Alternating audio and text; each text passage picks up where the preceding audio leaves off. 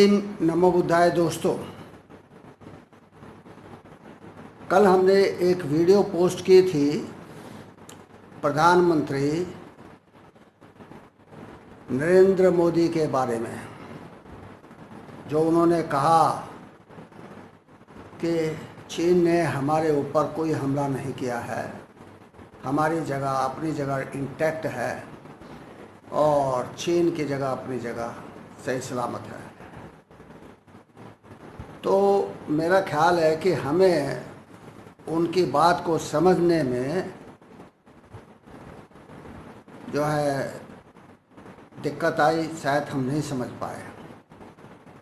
दरअसल में मोदी का कहना यह है कि चीन ने हमारे घर में तो कदम नहीं रखा है। यानी अगर कोई आदमी अतिक्रमण करता है और वो हमारे घर के दालान में आ गया, हमारे घर की डोडी पे आ गया, तो भी उसे अतिक्रमण नहीं कहना चाहिए, बल्कि जब वो हमारे घर में घुस जाए तब हमें सोचना है कि उसने हमारे ऊपर हमला किया और वो हमारा मकान हथियाना चाहता है, जो चीन ने अभी तक नहीं किया। यानी कि चीन ने अभी हमारी किसी चौकी पर कब्जा नहीं किया है।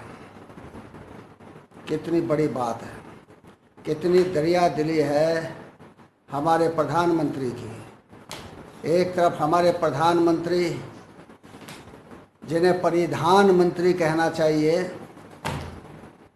कह रहे हैं कि चीन ने हमला नहीं किया। यानी कि हमारे 20 फौजी खाम मार दिए गए बिना हमले के ही, हमारे 78 आदमी जख्मी हो गए, जिसमें से 15 बेहद क्रिटिकल हालत में हैं। 10 फौजियों को चीन ने गिरफ्तार कर दिया, अपने कब्जे में ले लिया। ये सब शायद खेल खेल में हुआ है, कोई वास्तविकता में नहीं हुआ। याद करिए सन 1962 का भारत, जब हमारा देश बहुत ही कंगाली की हालत में था। हमारे देश में कोई इंफ्रास्ट्रक्चर, फौजी इंफ्रास्ट्रक्चर, मिलिट्री इंफ्रास्ट्रक्चर नहीं थे। तो जवाहरलाल नेहरू ने आह्वान किया था कि चीन ने हमारे साथ धोखा किया है, हमें नौजवानों की ज़रूरत है देश की रक्षा के लिए।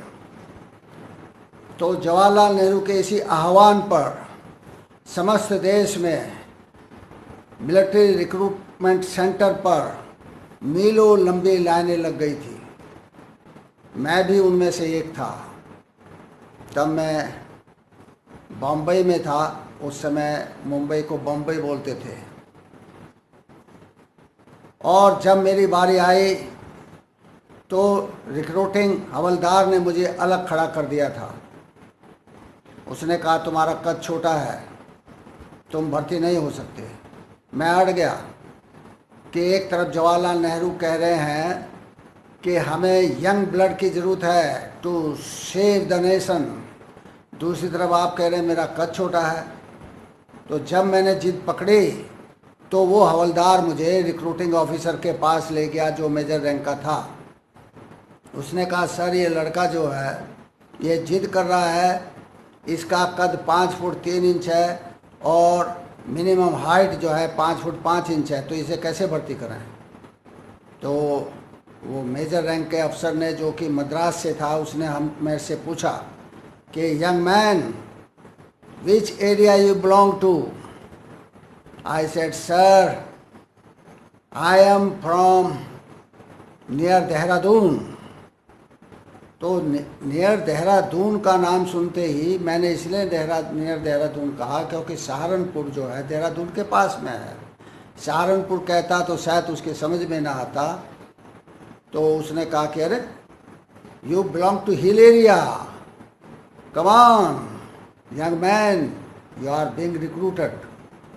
उसने हवलदार को कहा कि इसको भर्ती करो, इसका कद 5 फुट 3 इंच है, जबकि पहाड़ी लोगों के लिए 5 फुट की हाइट निर्धारित है, ये तो 3 इंच ज़्यादा है।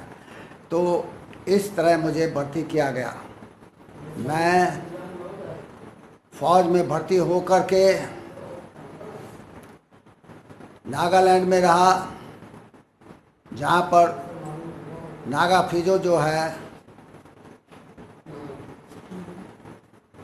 वो विद्रोही तेवर अख्तियार किए हुए था। मैं वहाँ पर रहा और वहाँ रहते हुए मुझे 2 आर्मी मेडल और 1 एग्जाम्पलरी कैरेक्टर सर्टिफिकेट मिला। तो ये भावना थी सन 1962 में, जब हम लगभग कंगाली की हालत में था। जिस नेहरू को नरेंद्र मोदी पानी पी पी कर कोसता है, उस पे लांछन लगाता है, उसी नेहरू ने चीन के हमले को ये नहीं कहा था कि वो तो हमला नहीं किया, वो तो अपने एरिया में है। उसने समझ लिया था कि उसने धोखा दिया है।